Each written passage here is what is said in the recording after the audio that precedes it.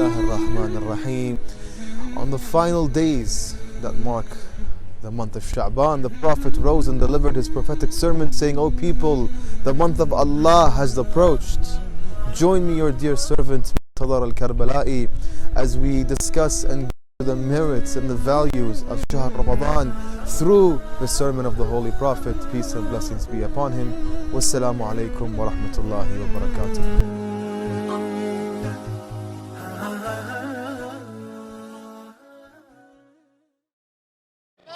Are you in court for raping in this girl? Remember, you're here defending. I'm defending you. We don't need a TV channel because we've got mosques. We have Islamic centres that are all open. We have schools teaching Islam. Hijab is part of a school uniform. Islam has come and established here in the West. And everyone's happy. They love us, our food, fashion. Our culture. The media is always on our side. We've got plenty of English speakers, plenty of English books, And plenty of places to go learn in the English language. Let's be real. Active. Be more involved. www.hussein.tv. COVID-19, the coronavirus, has hit the world. Right now we are in a state of emergency. Many people have left their work and their jobs to self-isolate and quarantine. We have seen that this deadly virus can and has already killed thousands of people across the world. In the holy city of Karbala, we are self-isolated, and many impoverished families don't know where their next meal will come from. Imam Hussein Development and Relief Foundation has launched an appeal to help these impoverished families. Food basket. We aim to supply as many food baskets in this crucial time.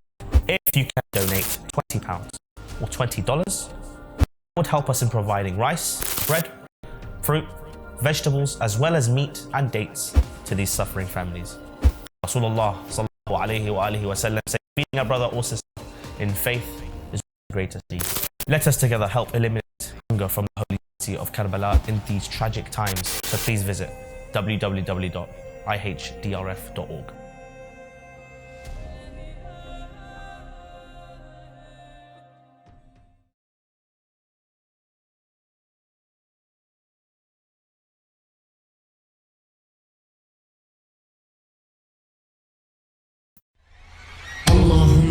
Ashba' kull ja'a.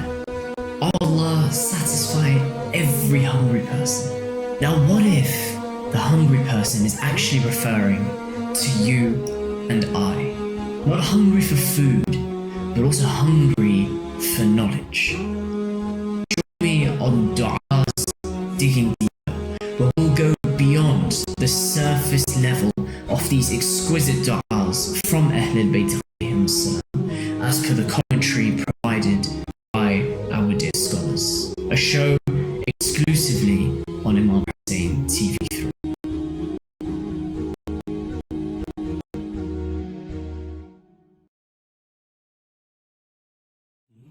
The Imam Hussein Development and Relief Foundation has begun to distribute food baskets in the holy city of Karbala. Because of the corona pandemic, millions of people are out of work and are in desperate need of food supplies, especially during the Ramadan season. We at the Imam Hussein Charity have a target of distributing 2,000 food baskets this Ramadan to help with the pandemic.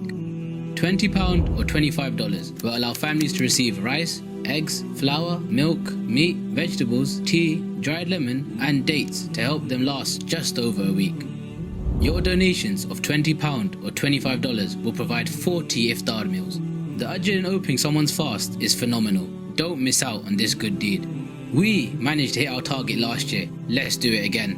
Help us eradicate hunger in the holy city of Karbala.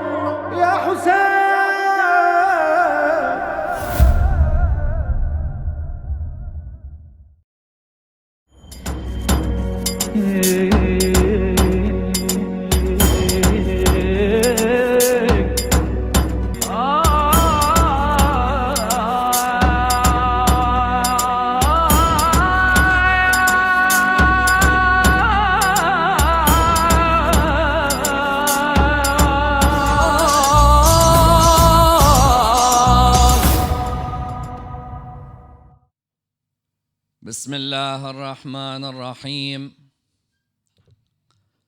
الحمد لله رب العالمين والصلاة والسلام على سيدنا وعظيمنا وحبيب قلوبنا وشفيع نفوسنا أبي القاسم محمد.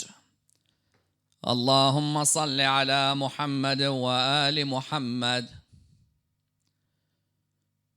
وعلى أهل بيته الطيبين الطاهرين وأصحابه الغر الميامين.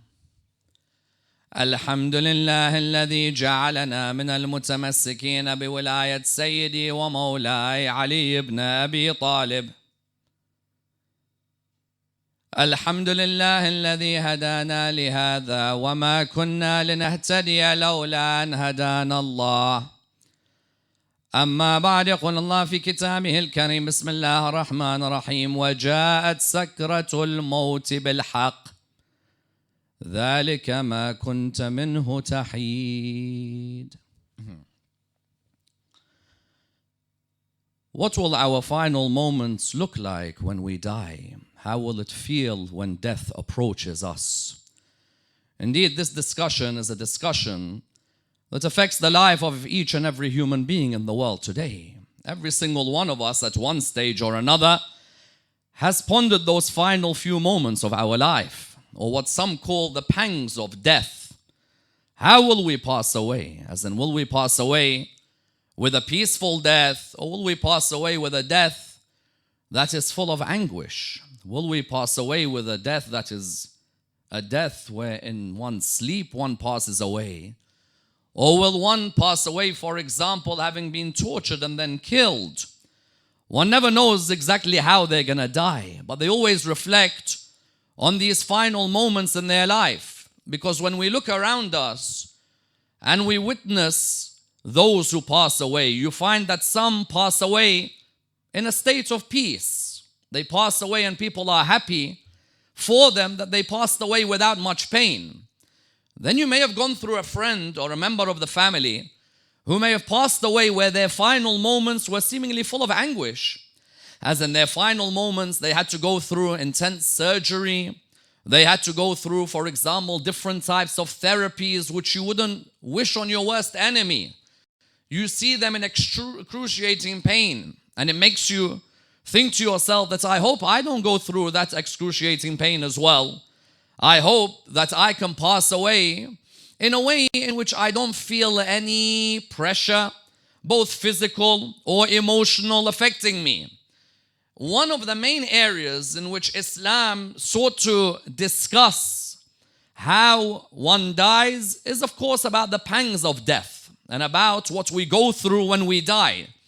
Because once again, it's not exactly something that I can say I've been there, now I'm coming to tell you. Without a doubt, it's something that can only be understood through the Quran or through the words of the Ahl al-Bayt alayhim salam.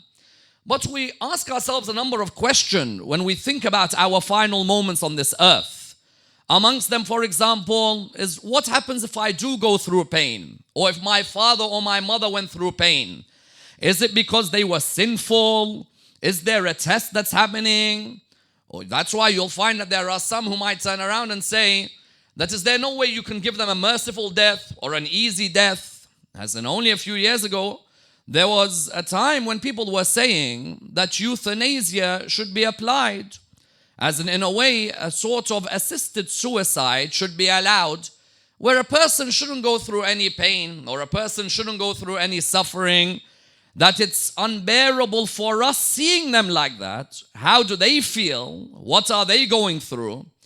Likewise, at the same time, you find the question arises that will my faith, when I am passing away, be at the level that I've wanted it to be? Will I, for example, in my last moments, will I be someone who begins to question what I believed in all my life? Is there a possibility that shaitan can get to me in my final moments? Imagine, for example, that all my life I have been of those who has been firmly going to the places of worship. I've been obedient to my Lord in as many ways as I could. But is there a possibility that when death comes upon me, I may reach a level where I begin to question everything? And at that moment, I end up dying not as a believer, but end up dying as someone who rejected everything that I believed in. So these thoughts all go through our minds. Whether we are believers or not, each one of us has a particular outlook on the pangs of death, on the final moments, and how one lives their final moments. And without a doubt, the religion of Islam had much to say on this. And it sought to elaborate on it in many traditions. Let us tonight examine Sakrat al-Mawt, that final moment where a person lives on this earth before they pass away. And I'd like to examine it in the following stages. Why are the final moments, number one, known as Sakrat al-Mawt? And what does the word Sakrat al-Mawt have to do with a state of intoxication? Number two, how does Imam Amir al-Mu'mineen alayhi salam describe one's final moments on this earth? And how does he highlight that after the intoxication of those final moments, there is a sense of regret that affects all of us? Number three, if someone I love from the family or from one of my friends is going through pain in their final moments on a hospital bed, am I allowed to ask for euthanasia so that this would ease their pain? Am I allowed to withdraw, for example, the advanced medical equipment that's being used? And what does biomedical ethics teach us about this in the latest studies? Number four, spiritually, how does one understand when their beloved goes through difficulties and anguish in their final moments? Number five, what are the acts that I may have performed that will be of no avail to me except hindering me in my final moments? Number six, which acts can I perform? And if not I, then my family members, that when I am dying, it will help cement my iman and not make me go towards the side of shaitan. And number seven, and of the utmost importance, if I ask Allah subhanahu wa ta'ala to let me live the life of Muhammad and al-Muhammad and die the death of Muhammad and al-Muhammad, then is there a problem if I end up suffering while I die the way some of them suffered when they died? Let's examine this and seek to dissect the topic of Sakrat al-Mawt in complete depth. Sakrat al-Mawt, when you read about it in the Quran, normally is translated as the final moments before death, or the final moments of one's life, or the pangs of death. But you find that the Quran mentions it clearly with the word Sakratul Maut. In Surah 50 of the Holy Quran, verse number 19, وَجَاءَتْ سَكْرَةُ الْمَوْتِ بِالْحَقِّ ذَلِكَ مَا كُنْتَ مِنْهُ تَحِيدٌ. That the pangs of death is how people translate it. But those who know Arabic know that the word Sakratul Maut relates to another word. When you see someone drunk in the streets, ask any Arab that if they were to see someone drunk, what would they call him? Sakran. Why do they call him Sakran? Because he's been affected by an intoxicant. An intoxicant like alcohol, for example. That person who I see on the street, I see them and I think to myself, Hada Sakran, this person is intoxicated. He's clearly had a few drinks too many. And we recognize, therefore, that that intoxication has had an effect on them on a number of ways. The first way, no doubt, which is why Islam prohibits alcohol, is because it inhibits the reasoning of that person. That person who 9 to 5, Monday to Friday, their reasoning may be the most perfect reasoning. You find all of a sudden on Friday night, no longer is he a human. In some cases, that person's reasoning, even the animal would be looking at and frowning at. You find that some people will start fighting each other. There is no differentiation anymore between good and bad, between the old and the young. That person is ready to punch whoever gets in their way. Why? Because the moment that khamr, if you see the word for covering one's head in the Quran, when, for example, the Quran talks about head covering for the ladies, it uses the word khimar. Khamr is that which is a covering of one's reasoning. So you found that that person, when we call him sakran, the intoxication on the first level is an intoxication that's inhibited their reasoning. That they're able to do things that they never ever do any other time. Monday to Friday, 9 to 5, when they're at work, you'll see them, the most sophisticated of people. You'll see them with a particular class about their character. But when the weekend comes, he'll tell you that the weekend has come and I want to get pissed. And when I want to get that level of intoxication, that level of intoxication means that I am willing to do things which you'll never see at the workplace. At the workplace, you'll see me that I have to observe protocol. But if I go, for example, to a particular club, I may stay at that club for a few hours and I will not be affected whatsoever by any of the words that you tell me about not going there. I want to have a good time. What's ironic is that most people who do get that level of being sakran, you'll find if you ask them the next day, how was your night out? He'll say to you, oh, it was amazing, bro. You say, so what happened? You say, you know what, I can't even remember. Tell me, how can something be amazing if you can't remember what took place? Normally, and this is subhanallah how shaitan can really make your a'mal look good to you. You tell him, bro, so you're telling me Friday night, Saturday night was amazing. He goes, bro, we had the best of times. So tell me what happened. He goes, bro, I was too intoxicated to remember what took place. So hold on. So you had a great time, but you can't remember a single thing that took place. No, not exactly. So how have you reached conclusion? This isn't a matter of Islam or non-Islam. You were saying, as Imam al-Hussein told the army of Yazid, oh, army of Yazid, be free. If you don't believe in God or a day of judgment, okay, you don't believe in these things, be free. Is this the way that you behave? So when we see someone is sakran, intoxicated, on the first level their reasoning is inhibited. They don't be differentiating between right and wrong in the way that they normally do. On the second level, what do you see? Their senses are impaired. As in, why is there a law which tells us that a person who is intoxicated is somebody who cannot be driving? Why? Because when you drive, what do you need? Not only you need your rationality to know that there are some vehicles I shouldn't overtake, there are some people I shouldn't show road rage to, but my senses as well, if I'm someone who is sakran, my senses as well have to be at that level where my eyesight is sharp and where even my hearing has to be sharp. And even in some cases, if these things are not as sharp, then what will happen? I may end up reaching a level where I may end up killing somebody. As in, for the love of God, I see in some countries around the world this takes place, where you find that there are certain people who in the time of COVID-19, they'll say that essentials have to stay open. Alhamdulillah. What are essentials? Of the essentials that have to stay open, supermarkets. Brilliant, supermarkets. We all need to go to the supermarkets. Others say a pharmacy. What else? Make sure the off licenses are allowed. Make sure that people have access to alcohol.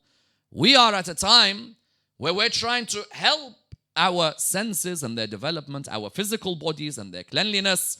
And yet you're just feeding people with that poison for everybody to have it. And don't let anyone turn around to me and say that the disadvantages of alcohol are more than the disadvantages of what? Of anything else. There are more disadvantages in alcohol than anything else. And the disadvantages of alcohol outweigh its advantages. And that is what the Quran made clear.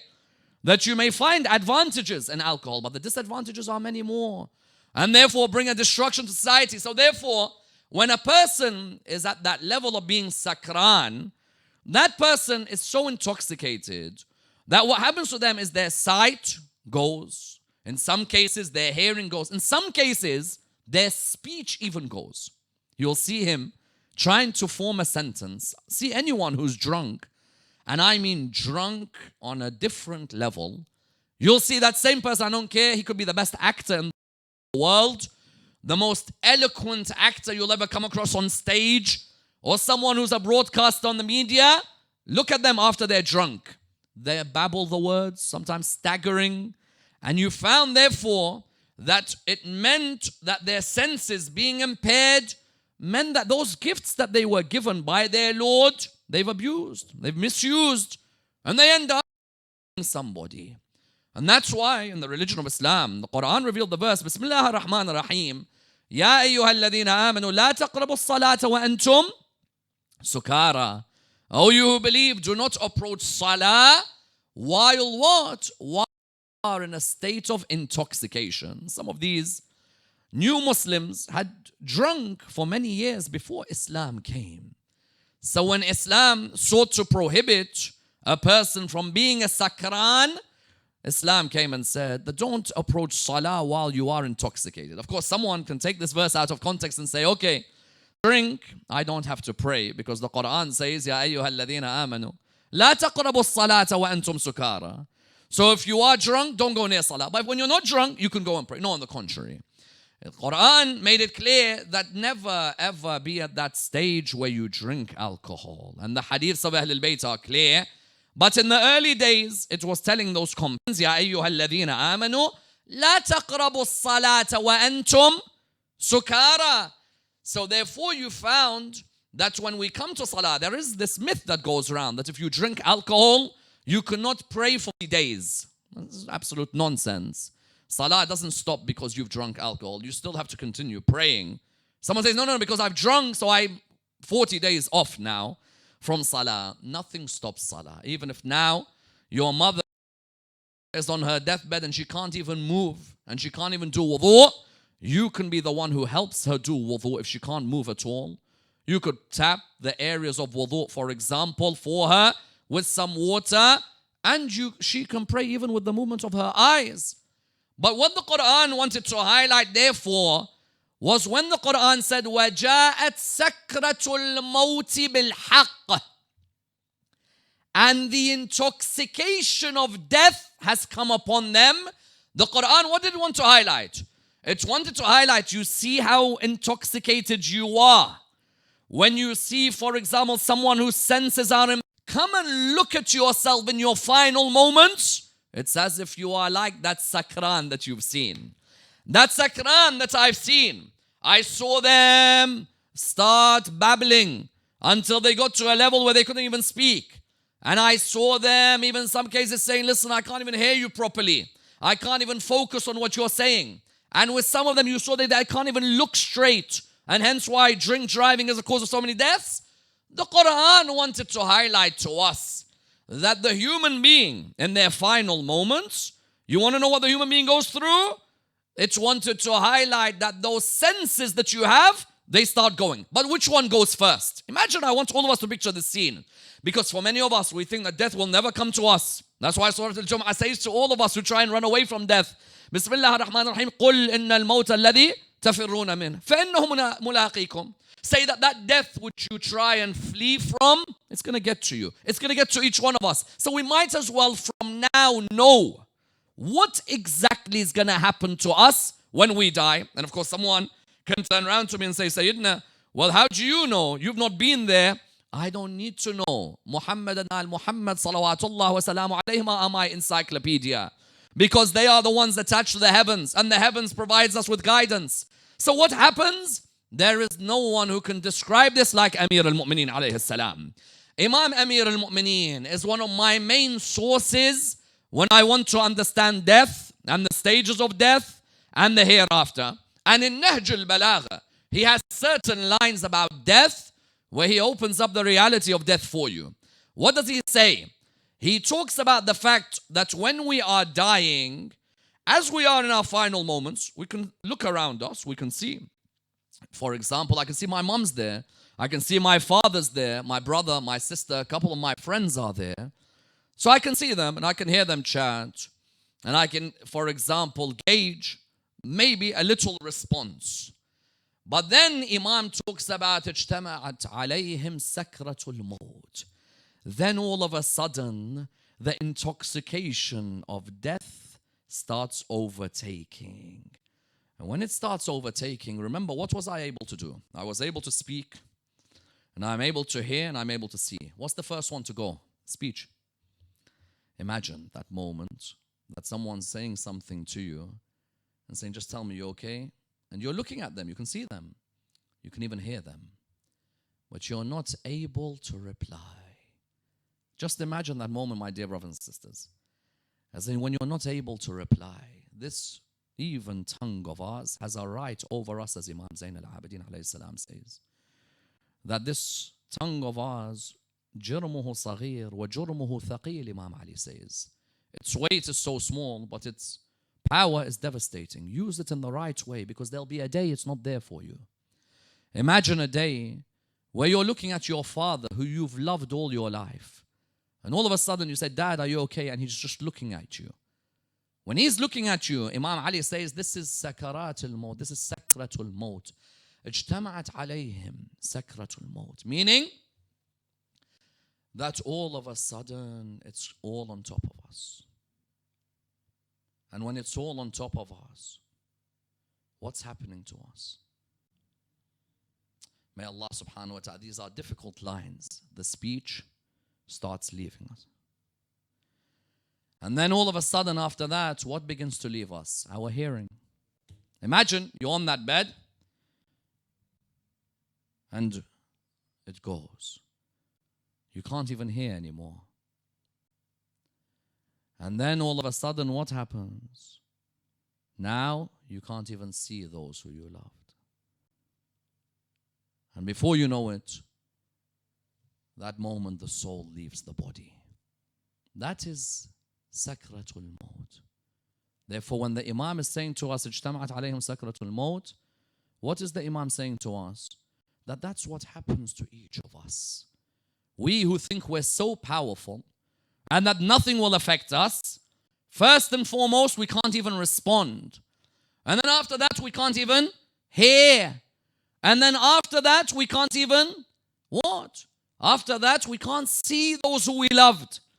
And then before you know it, our soul has been taken away from our body. Those moments, without a doubt, are extremely difficult because you're thinking, hold on, something I'm so used to, being able to reply, being able to see those I love, being able to hear those who I've loved, all of a sudden, those things leave me. But what also happens to us, Imam doesn't just say, اجتمعت عليهم سكرة الموت, he also says, وحسرة الفوت. Allah. He says that not only does the intoxication of death overtake us, but also what? What else overtakes us? The feeling of regret that I'm about to die. How many things have I missed? Have I neglected? Or could I have done? That could be even worse, my dear brothers and sisters. Many focus on the loss of the senses and the intoxication. You know what could be worse than all of this? When you begin to realize, you know what? I could have done that act. Why did I postpone it? There's no way back now. I'm gone. I could have done that obligatory act. Why did I neglect this act? Why did I break that relation? Why didn't I patch up this relation? Do you know how many things when Imam says Sakratul Mawt wa Hasratul Fawt, do you know what Imam's referring to? Imam's referring to how many things at that moment are going to come upon us. When the Quran mentions كَلَّا إِذَا بَلَغَتِ التَّرَاقِي وَقِيلَ مَنْ رَاقٍ. Yes? وَظَنَّ أَنَّهُ الْفِرَاقِ. You know that this is the moment. Now you've reached where it's over. What begins to go through your mind? Literally, you can summarize it with one line. يَا لَيْتَنِي قَدَّمْتُ لِحَيَاتِي. I wish I had given more back in my life. On the one level, there are those who wish that they had given a lot more than what they give. Last night I was speaking with one of my friends and we were discussing and he was saying, you know, Sayyidina, it's not that I fear death so much, it's the frustration of not having given back or not having fulfilled a lot of what I want to have fulfilled. That's a wonderful level to reach. If you're at that level where you wish you could have given more back, you wish you could have accomplished more, that's a great level. Because if we have people who aspire to help more people and now realize they're about to die, those who wanted to build orphanages, those who wanted to build hospitals, those who wanted to establish academic centers of learning, and then the pangs of death and intoxication of death affects them, and they realize that, you know what, it's over now, and I wish I had given more back.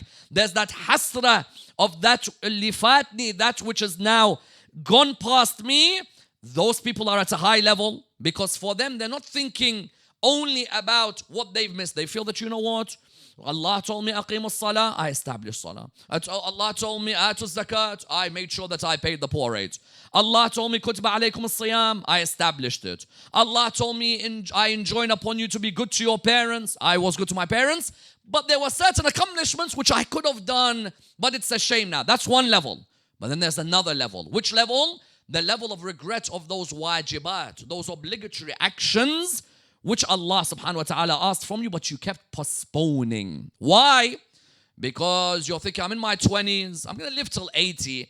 So if I have to, for example, do that act, I'll do it not now. You know, I'll do it later. Now let me enjoy life. Let me chill a little bit. Let me relax. Let me be of those who is able to at least enjoy some haram before I do that halal. When those Sakrat al-Mawt, that Sakrat al-Mawt, when it comes upon you, that feeling of hasratul fawt is what? That feeling is, you know what? They kept telling me go Hajj. As an example, there are many who can afford to go to Hajj. Why don't you go to Hajj? You'll get this guy will say, bro, like, do I have to go to Hajj? It means when I come back, I have to be religious, man. And what are you telling me? You have to be religious? Oh, it's the relationship between you and Allah subhanahu wa ta'ala. Shahr Ramadan, someone basic invites you home, you make a preparation. Allah invites you to come to His house. You postpone and postpone and postpone. And this year there may be no Hajj. That means there's another year which you postponed. And yet you find how many times people told you, listen, why don't you come Hajj with us this year? Next year, next year. Why do you come Hajj with it? Next year, next year. Until when the Sakrat come. Do you know what happens, Imam Ali says? The moment you can't speak anymore, you can't see, you can't hear, then at that moment, what goes through your head? You know what? How many things was I able to do? I'm not talking about those who couldn't afford to go to Hajj. I'm talking those who had the istita'a and they knew that Allah subhanahu wa ta'ala had said, وَلِلَّهِ عَلَى النَّاسِ حِجُّ الْبَيْتِ مَنِ اسْتَطَاعَ إِلَيْهِ سَبِيلًا. Allah has a right over us that we visit His house next year, next year, next year, next year, next year, next year, until there was no next year. You heard one day he died in a car crash. Then you have those who regret that I had, for example, people tell me that maybe now is the time for me to wear the khimar, the head covering. And when I balance it with the social covering, it's known as hijab. Maybe now's the time that, you know, look, you've gone past the 20s and 30s, you've looked stunning. People have admired you. And if your husband hasn't admired you as much as you want, don't worry about it. Others have admired you. Maybe now's the time, before you come to the age of retirement, then maybe now's the time to wear that which was established by Khadija, by Fatima, by Zainab, salawatullah wa salamuhu alayhi, who you love. You love all of these. So maybe now's the time. And you'll find someone say, bro, no, you know, not now, Sayyidina, not now, or not now, wait, I'll wait. Okay, it's up to you waiting. At the end of the day, it's your free will. Nobody can compel you. But what if the day comes where you're lying there? And when I say lying there, by the way, there are some who have the family around them. There are others who may die in their sleep. There wasn't even a chance to see people around them. There are others who may just die with a bomb going off. And then what do? You come to Allah subhanahu wa ta'ala on the day of judgment. What do you say? Now, let's make something clear. You wearing hijab or not, or you going to Hajj or not, doesn't add anything to Allah subhanahu wa ta'ala. Rather, it's for your growth individually and the growth of society. Growth for you, a form of self-discipline, which applies to the male and the female. Whether it's Hajj, applies to the male and the female, both obligatory. Hijab, there's a hijab for the male, hijab for the female, both are obligatory. Likewise, a person at that moment may regret that people have been telling them that, listen, you and your brother have not spoken for 10 years. You and your aunt haven't spoken for 15 years. You and your cousin, why don't you speak to it? Let me patch it up between you. Nope. Yes, but don't you know Allah subhanahu wa ta'ala says, those who cut relations with their family members, I'll cut my mercy from them on the day of judgment? Nope, I still won't. Or maybe I'll think about it. Maybe next year. Maybe I'll think about it until hasratul fawt. At that moment, you begin to regret and you're thinking, you know what? What's my Lord gonna ask me? When I say to Him, Ya Allah, forgive me for what I did, and He'll turn around to me and say, why did you not forgive my creation? Yes, you're asking me on this day for forgiveness. Something always on Laylatul Qadr, which I remind myself before others, that who am I that I ask Allah to forgive me and there are people I haven't forgiven? And that's why in Salat al-Layl, try to ask for the forgiveness for those you like and those you don't like. Maybe when you're coming to the qunut of Salat al-Layl and you come to the qunut of Salat al-Witr, you might come to that moment where you have to make sure that you're asking Allah subhanahu wa ta'ala for what? You're asking Allah subhanahu wa ta'ala for the forgiveness for those who have what? For the forgiveness of those who may have hurt you. And why are you asking for that forgiveness? So that when you reach death, at least you could say, Ya Allah, I forgave for your sake. They may not have forgiven, they may still not talk to me, but I don't want to reach the pangs of death with hasratul fawt. I don't want to reach that level where I think to myself, you know what, Sakrat al-Mawt, hasratul fawt, and I'm not ready. As I said, one way of understanding death, am I ready for the journey? I go on a holiday, I psychologically have to be ready, the documents have to be with me, the questions I have to answer, I have to know what to do. Likewise, it's the same. That I have to be psychologically ready for all of this. Therefore, Imam Amir al-Mu'min describes this wonderfully. One may ask the question, that say, for example, I have a family member and they're not in good shape, and we've put them in hospital. What is the latest studies on biomedical ethics in terms of easing the pain they go through? Yes, because sometimes you may have your father or your mother on a hospital bed, and you may be in a situation where you're thinking, can I withhold, for example, the medical equipment from being used on them, or the medical treatment? Can I withdraw once it's started? These are all questions which Islamic law continues to discuss. Let me make clear that in discussions with the medical experts, these things we will continue to develop our knowledge. Islam is not against someone providing us with scientific knowledge. Yes, there is a debate that while many assume death is brain death, Islam talks of death as being death of the heart. But then when you come towards that person and you're looking at the suffering, you find that there are some who'll say, look, can I withhold? Withhold if, for example, that person you're withholding from, if you have a cure for them, then you can't withhold that cure. If you have a cure for that person and you're saying, no, I don't want to use that cure, the cures have been given to us. Our Lord tells us, don't withhold those cures. Try and use them. Of course, withhold in terms of those who may be facing a terminal illness, maybe a different discussion. But how about withdrawal? Say that medical equipment has already been used and I want to withdraw that medical equipment. That becomes more difficult. Because once you have applied the medical equipment, that advanced medical equipment, then according to many of the scholars, then withdrawing it isn't. You want to withhold, you withhold. But once you have used it, withdrawal is difficult. Although there is a discussion about whether you withdraw for that person who is in their moments of pain and suffering before they die, whether that medicine that's being used is to cure them or for comfort. If it's to cure, then you cannot withdraw. If it's just for the purpose of making them comfortable, then it can be withdrawn. Then you have those who say, okay, I see someone in their last moments and I want to provide advanced directives. There are those who before they die, they'll say that I want to give you advanced directives like do not resuscitate. Is this allowed or is this not allowed? You ask, why do you want to do it? They say, because I'm going to be suffering, for example. And so I don't want to go through that suffering. If that's the reason, then it's not allowed. Yes, if someone is terminally ill and there is absolutely no cure, then yes, advanced directives may be given. But if it's just to say that I don't want to suffer, so therefore I'm giving you these advanced directives, no. That's on one level. On another level, euthanasia. Someone says that, look, just assist me in dying. Yes, some call it even assisted suicide. There may be voluntary euthanasia where you want to have someone assist you dying. Or there may be involuntary euthanasia where those guardians who you have with you or the next of kin, they may be the ones who may turn around to you. And at that moment, they may make a decision because you may be in a state, let's say a vegetative state. So therefore, can you have euthanasia applied to you? No, you cannot. No. That is not allowed. Yesterday we saw the ayah in the Quran, Bismillah ar-Rahman ar-Rahim, وَلَا تَقْتُلُوا أَنفُسَكُمْ. Yes, that you cannot kill yourselves. I know that there have been scholars such as Ar-Razi, amongst others who may have spoken about Allah's mercy and therefore someone who may go through that assisted suicide, God is still merciful to them if euthanasia is done to them. But you find that our ulama are clear that euthanasia where someone comes and says that, you know what, just kill me. I don't want to go through any pain or any suffering.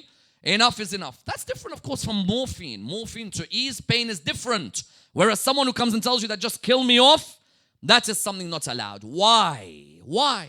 Someone might ask that instead of a person going through pain or suffering, you know what level humanity has reached now, where they're saying that just kill the elderly off. We need more hospital beds.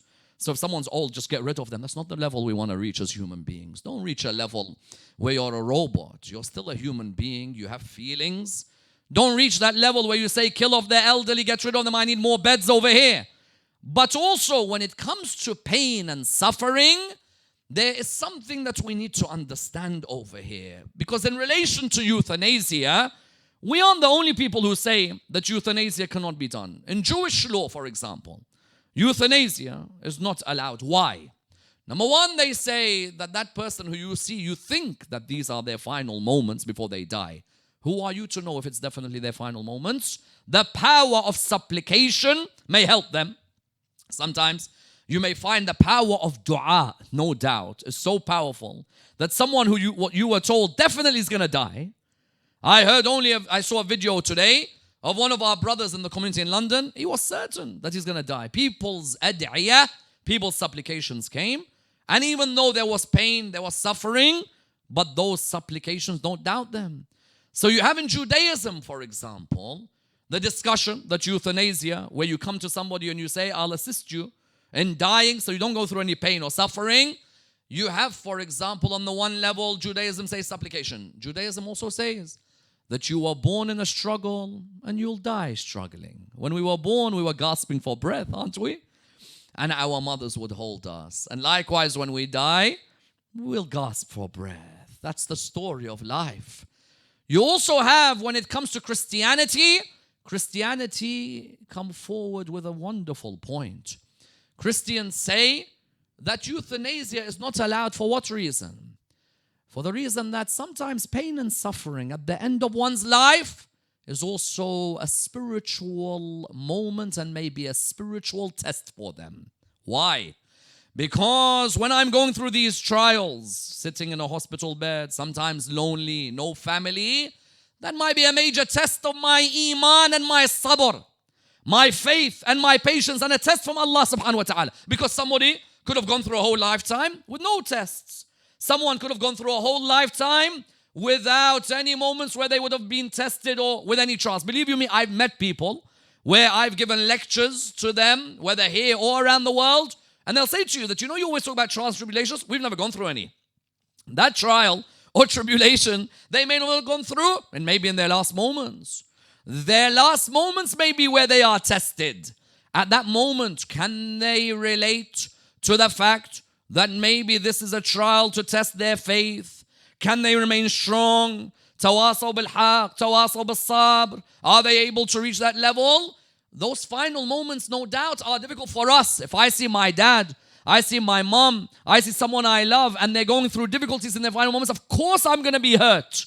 But my Lord may be testing their iman the way He's testing mine. My iman might be being tested. Like, do you believe in me and trust me? Are you of those who recognizes that even if they die now, they're going to go and sit with Muhammad and al-Muhammad, as I will discuss in my lectures on Barzakh shortly, and on my lecture tomorrow night? Or are you one of those who looks at me and says, why God, why my parents? Begin to question me. Don't go down on that prayer mat anymore. So you found, therefore, that may be a test for us, maybe a trial for us. Those moments where, yes, needles, injections, I may have to take strong medicines. That may be a test, because we're going to be tested. Because Allah subhanahu wa ta'ala says in the Quran, وَلَنَبْلُوَنَّكُمْ بِشَيْءٍ مِّنَ الْخَوْفِ وَالْجُوعِ. So we're going to be tested with fear. And that might be a stage of fear for us. Might be a stage of hunger for us. Might be a test also where we find ourselves with our families around us and we're in sadness. But that's on one level. On the other level, what could it be? According to some ulama, it could be a purification from the sins we have committed. A purification of our souls. Why? I'd rather be purified here than in the hereafter. I'd rather be purified here, maybe. As the Christians said, it's a spiritual period that period of death and the suffering that we go through. So maybe some of the haram that I've committed, that pain that I'm going through, may be the reason relating to those sins I've committed. And at the end, Ya Allah, at the end I'm your servant and I may have neglected my duties. I may have done some haram, which I cannot deny. I'd rather you purify me now in Sakrat al-Mawt than afterwards. Because I don't want to come to that day where I meet you embarrassed, Ya Allah. When the Quran says, Inna lillahi wa inna ilayhi raji'un, when we return to our Lord, I want to return to my Lord proud that I have tried to serve my Lord. And if it means that I'm purified, like that car going through a car wash before it comes out clean, if I have to go through my own wash, and I have to be purified from the dirt that covers my soul, so that my soul returns to my Lord, and in a state of what? Radiyatan mardiyah. That wonderful state where my Lord is pleased with me and I am pleased with my Lord. Sometimes a person looks at their dad or their mom and they're thinking, why? Why is dad going through so much? Why is mom going through so much? It could have been one or two sins. And I don't want to say that's the only reason. One of the possibilities is that it could be this. It could be certain things which may have affected them. So you have, therefore, on one level, the idea that the end of life may be a trial for us when we go through anguish or we go through suffering. Maybe a purification of some of the sins that we committed, that we may not have stopped even until the way or until the day that we died. But also what comes with Sakrat al-Mawt? One thing we ask Allah for, Ya Allah, thabbit qalbi ala deenik. Because, oh Allah, cement my heart on your path. Because if ever there's a moment where there's a chance that you may leave what you believed in all your life, then it's in those last moments before you die. And why? Why? For what reason? Sometimes because there's certain sins that we've committed that come back to haunt us. Because you have traditions which say that there are 3 sins which can affect a person's iman in their last moments. Where you're affected in a way where you think to yourself, what is it? Do I believe in God? Do I believe in other than God? Do I believe in partners of God? Do I still believe in the Prophet? And the whispers of shaitan become vicious. And when they become vicious, then we're in trouble, because that waswas al-khannas, when it wants to come all over you, you're finished. And what do you need at that moment? You need those around you support you. Someone asked, which sins? First of them, backbiting. Those who used to backbite are amongst those in the moments before they die. Do not think twice about them possibly losing their faith. Someone says, but I believe in Allah subhanahu wa ta'ala. I believe in the Holy Prophet sallallahu alayhi wa alayhi. I believe in the Imams of Ahlul Bayt. Yes, but you sat in the community and all you did was backbite everyone. What's backbiting? Someone says backbiting is when you say the truth about someone behind their back. No. Backbiting is when you say the truth about someone behind their back, which you know they would not like you to say. Yes. There are so many in the Muslim community, it's unreal. They'll go mosque and majalis and they'll tell you about Imam al-Mahdi Ajjalallahu Farajahu Sharif and Imam al-Hussein, and they'll walk around the earth like the police of the social media. All they do is backbite. Of course, they compartmentalize religion in a way where they say we are the foot soldiers of Allah subhanahu wa ta'ala, the Amr bil Ma'ruf wa Nahi anil Munkar police force. What's that guy in The Simpsons called? Chief Inspector Wiggum? Yes, we have Chief Inspector Wiggums everywhere. I think that was the guy who looked like a donut when he used to walk. So you have, on the one hand, those people who used to backbite everybody. Then you have a second group of people, and I think I just done ghiba on a cartoon character. Then you have the second group of people. Who are they? The second group of people are those who are envious. Ya Rab, save you from the envy. They can't take that you're more handsome than them. They can't take that you're wealthier than them. They can't take that you're more famous than them, and it burns them and it kills them. And all they can do is attack you. Oh, Ya Allah, min sharri hasidin idha hasad. That's why قل أعوذ برب الفلق من شر ما خلق ومن شر غاسق إذا وقب ومن شر النفاثات في العقد ومن شر حاسد إذا حسد. Ya Rab. And that person, when they come to dying, They think they're going to be perfect. Nothing's going to happen to them. Ya Allah, those people, may Allah not let us be of those who have an envious streak in us, a backbiting streak. And what's the third one? Those who indulge in the world of alcohol. Because you have some, they are in Muslim majority countries. And he'll say to you, I love Imam al-Hussein, alayhi salam. But you know what? When I go to Baghdad, I need the odd sip here and there. Well, there are some who may love Imam al-Hussein. But you know what? In Beirut, I do need the odd drink here and there at the club. But hey, I love Imam al-Hussein, alayhi salam. You may have someone in Pakistan. You know, I love Imam al-Hussein, alayhi salam. But a drink, bro, a drink's needed for a party. Those people, when Sakrat al-Mawt comes upon them, as much as you try to flee, what you want at that moment is thubut and husn al-aqibah, isn't it? You want that feeling that, you know what, I'm convinced of where I am, cemented on where I am, and that I can utter the lines, La ilaha illallah. And who else will be affected at that moment? Those who were disrespectful and broke relations with their mother. There are some out there, because maybe a marriage made them not talk to their mother 5 years, 10 years, 15 years. Even if you feel your mother has wronged you, keep the salam between you and your mother. For there may be a day when that mother is not there for you. That young man who they said to Rasulullah sallallahu alaihi wasallam, there's some young man who's dying, but he cannot utter the shahada. How?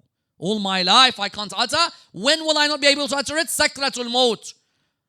At that moment, you found the Holy Prophet, peace be upon him, and his family come, and he looked at the young man. And he said to him, say the Shahada, say La ilaha illallah, be a witness to God's one. No, cannot. Tries, cannot. Tries. The boy's trying, but he cannot. Turned around to his mom and said, how long haven't you two spoken? Some traditions mention, they said 6 years. He said, no wonder a person who has disrespected their mother like that, there is no way that they can utter those words.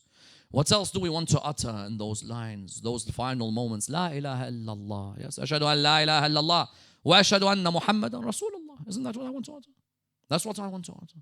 I want to make sure that I utter those lines and say the names of my imams and be strong. Someone says, okay, if that is what happens, what if in the last moment when I am dying and I realize that, you know what, I haven't been that religious all my life, and actually I've neglected everything, never prayed. But at the end, just as I'm dying, I'm going to say La ilaha illallah. And that's it. I'll make it at the end. Firstly, how do you know that you're even going to be in your senses to be able to say that? Secondly, don't go to the path of Fir'aun. Fir'aun, when he was drowning, realized that death was coming upon him. What did he say? La ilaha illallah. Okay, now I believe in the Lord of Musa. What's the point now?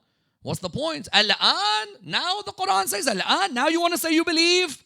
Be convinced about what you believe. But I tell you, at least Fir'aun's better than Abu Jahl.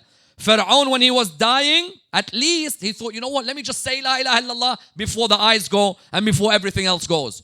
Abu Jahl was more concerned with the height of his killer. When Abdullah bin Mas'ud sat on the top of Abu Jahl, you think Abu Jahl at that moment, knowing death is coming, وَجَاءَتْ سَكْرَةُ الْمَوْتِ بِالْحَاقِ, okay, that's it, I'm going to go. You'd think at that moment Abu Jahl would turn around and say, La ilaha illallah Muhammad Rasulullah. No. He said, don't kill me. I don't want to be remembered that someone short killed me. So some people, unbelievable. Nothing affects them. Nothing changes them. Now someone asks, okay, say my father or my mother or my brother or my sister or my beloved, they're in their final moments. And you said that sometimes one's iman may be tested in those last moments.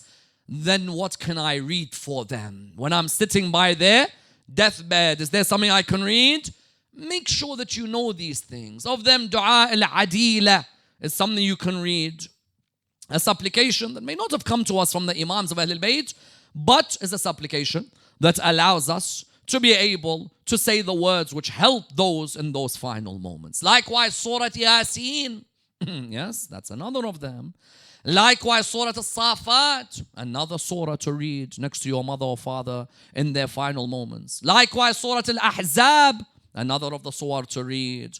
Likewise, the last 3 ayahs, last 3 verses of Surah Al-Baqarah. So you have the dua and you have the surah of the Holy Quran. These, the traditions say, will help that person in their final moments. That even if shaitan begins to whisper, listen, you don't believe in God. You don't really believe in the Prophet Muhammad. You don't believe in him, peace be upon him, and his family and the Quran. then those are the surahs to read. Just in case your friend, their family members dying, say to them, come here. Dua al-Adila, come here. Surah al-Ahzab, come here. Let's read Surah Yasin, Surah al-Safat. Read that for them. Then you'll find that in their final moments, their nafs will not begin to affect them where they start thinking, hold on a minute, do I believe or I don't? But also, what we want and we ask Allah subhanahu wa ta'ala for is what? Ya Allah, Ya Rahman, Ya Rahim, Ya Muqallib al-Qulub, thabbit qalbi ala deenik. Read this dua all the time. Whether it's with your imam when he returns, or whether it's when you die, that your heart is cemented on the path of God. Pray for husn al-aqibah. Pray that Allah gives you the best of endings. And also there's a line that we all recite. Allahumma ij'al mahyaya, mahya Muhammad wa ali Muhammad. Wa mamati, mamat Muhammad wa... Oh Allah, make my life, what? Like the lives of Muhammad and Al Muhammad. Salawatullah wa salamu alayhima. And make my death like theirs. If I claim that I want to be someone who doesn't want to suffer when they die, that's perfectly acceptable. But maybe a bit of you wants to empathize with those who in their final moments suffered more than we'll ever suffer. Yes? But they remain strong with all the suffering, with all the swords that surrounded them. You look, for example, on the plains of Karbala, and you find that there were some who were the embodiment of the way Amir al-Mu'mineen was when he was dying. Imam Amir al-Mu'mineen alayhi salam, when he was dying, he recited an ayah of the Quran to make it clear to everybody that I have done all I've done for this which I see in front of me. Because Allah revealed to him, for Imam Ali had died before he died. Yes? He had already reached that stage where he had died before he died.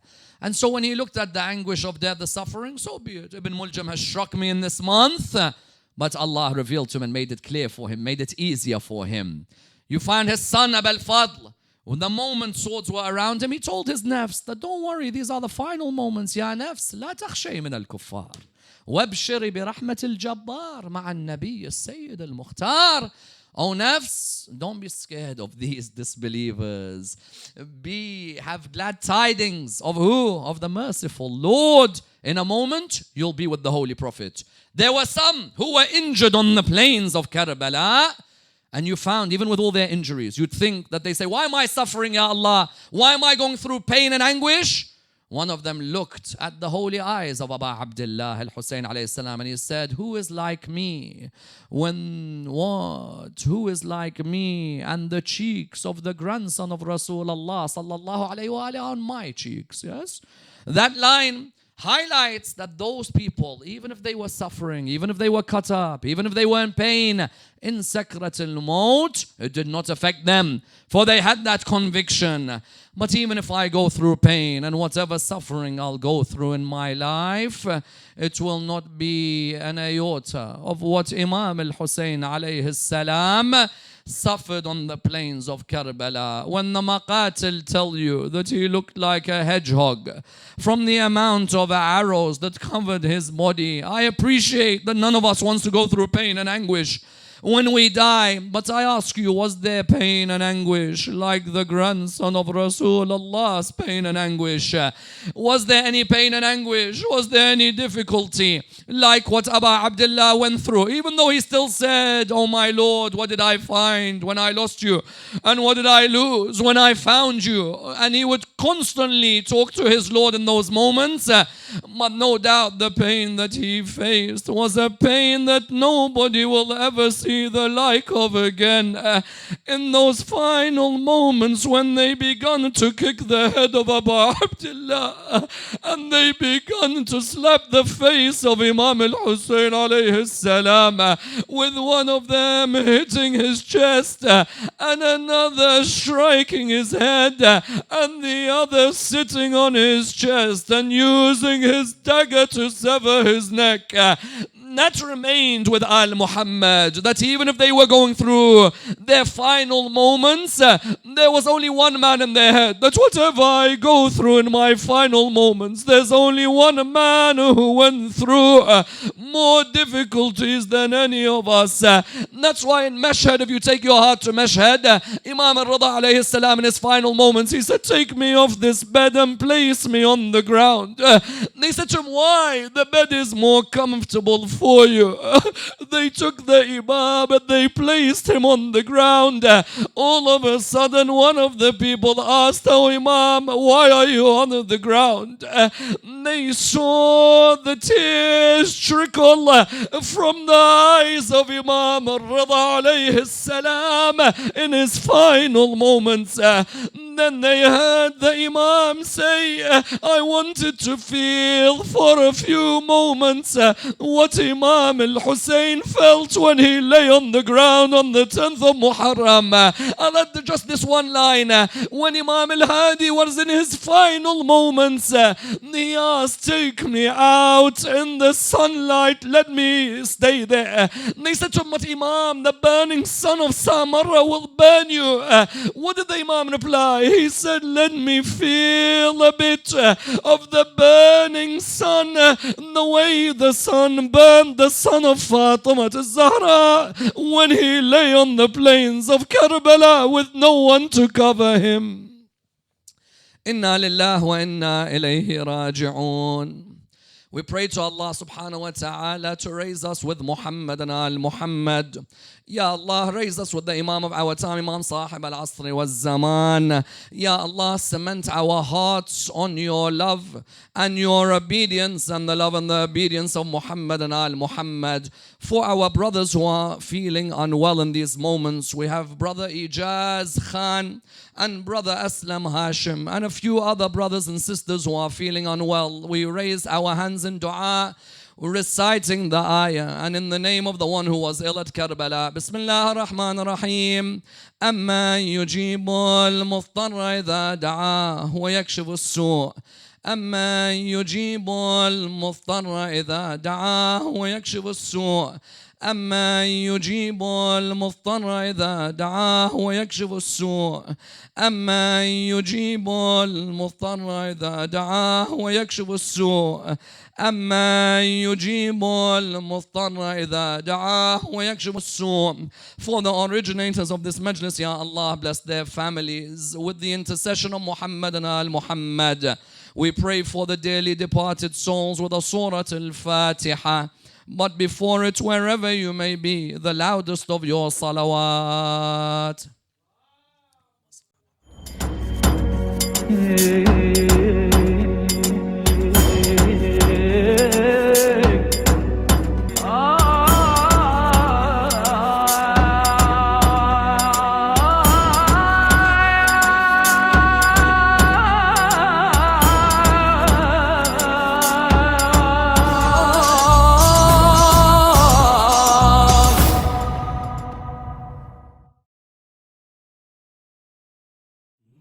The Imam Hussein Development and Relief Foundation has begun to distribute food baskets in the holy city of Karbala. Because of the corona pandemic, millions of people are out of work and are in desperate need of food supplies, especially during the Ramadan season. We at the Imam Hussein Charity have a target of distributing 2,000 food baskets this Ramadan to help with the pandemic. £20 or $25 will allow families to receive rice, eggs, flour, milk, meat, vegetables, tea, dried lemon and dates to help them last just over a week. Your donations of £20 or $25 will provide 40 iftar meals. The ajr in opening someone's fast is phenomenal. Don't miss out on this good deed. We managed to hit our target last year. Let's do it again. Help us eradicate hunger in the holy city of Karbala.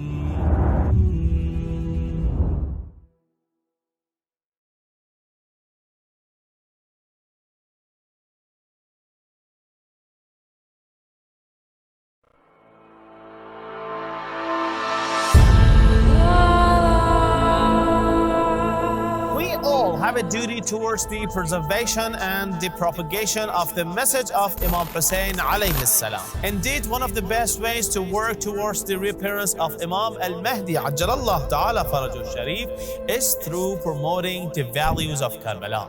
Imam Hussein Media Group is the only Shia television network that broadcasts globally in 5 different languages: Arabic, Farsi, Turkish, Urdu, and English. We are appealing to the lovers of Imam Hussein alayhi salam worldwide to support the channel such that it may continue its global operations. Imam Hussein Media Group is seeking 1,000 partners to pledge to a £14 contribution per month. This will allow the channel to sustain its operating costs as we continue to spread the message of Imam Hussein alayhi salam in multiple languages across the globe. You be a part of this great legacy and donate today.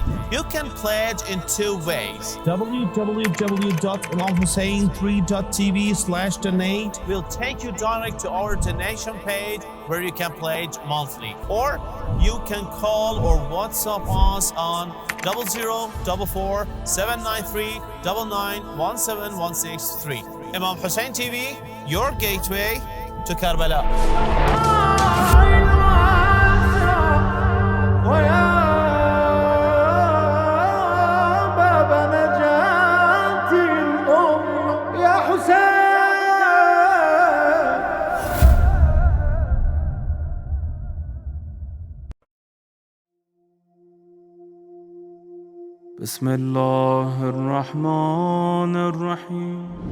The Ziyarat Ashura recitation campaign for the relieving from various kinds of disasters and diseases.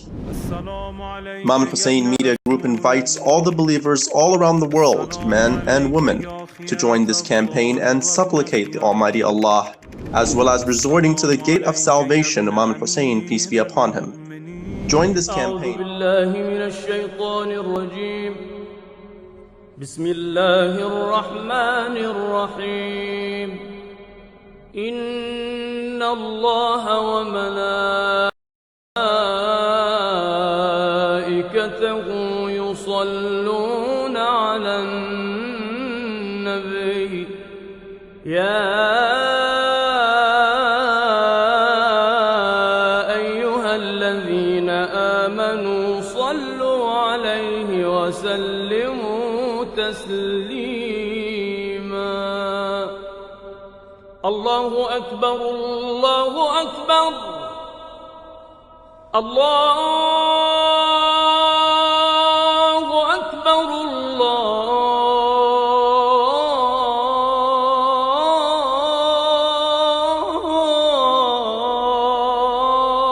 الله أكبر أشهد أن لا إله إلا الله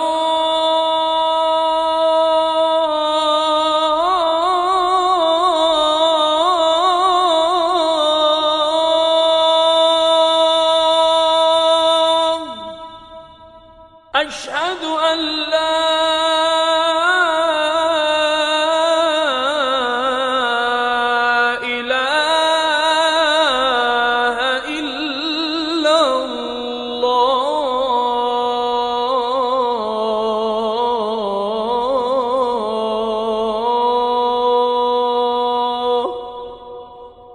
أشهد أن محمدًا رسول الله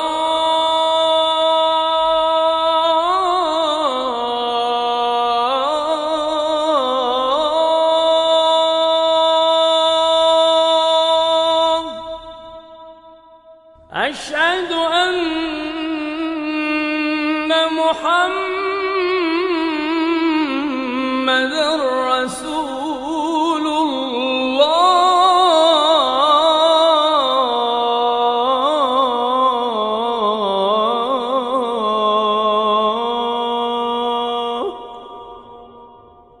أشهد أن عليا ولي الله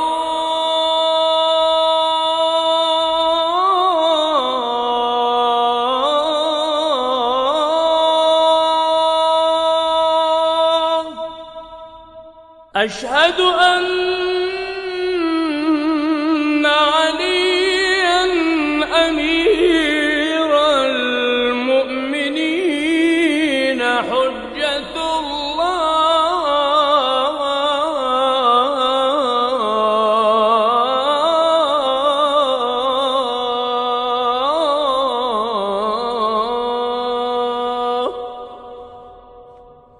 حي على الصلاة.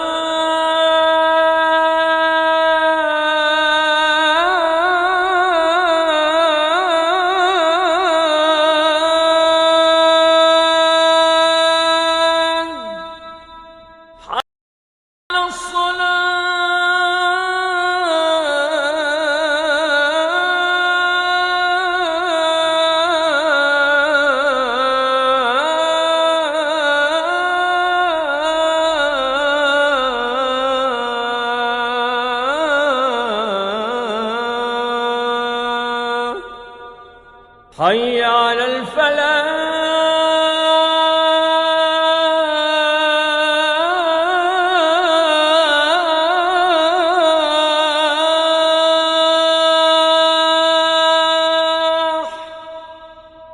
حي على الفلاح.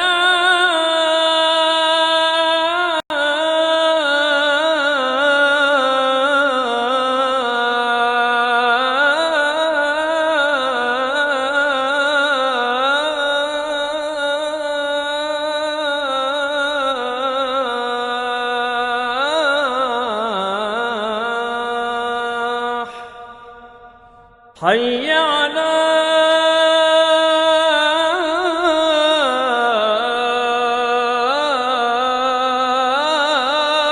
خير العمل. حي على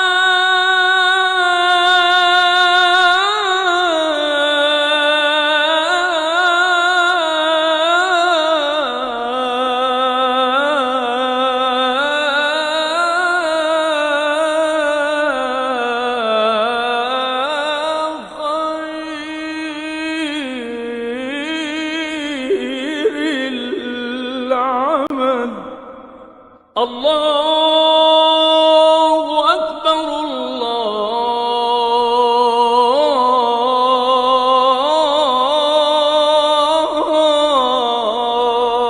الله أكبر. لا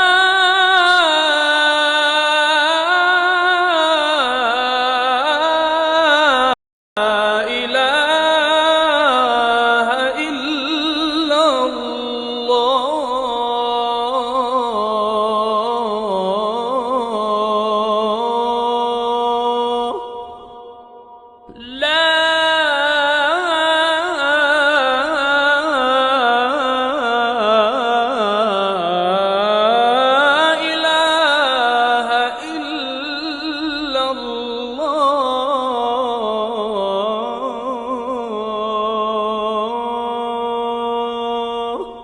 وصلى الله على سيدنا محمد وآله الطاهرين.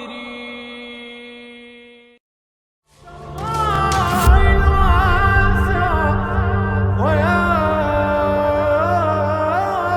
باب نجاة الأمة يا حسين.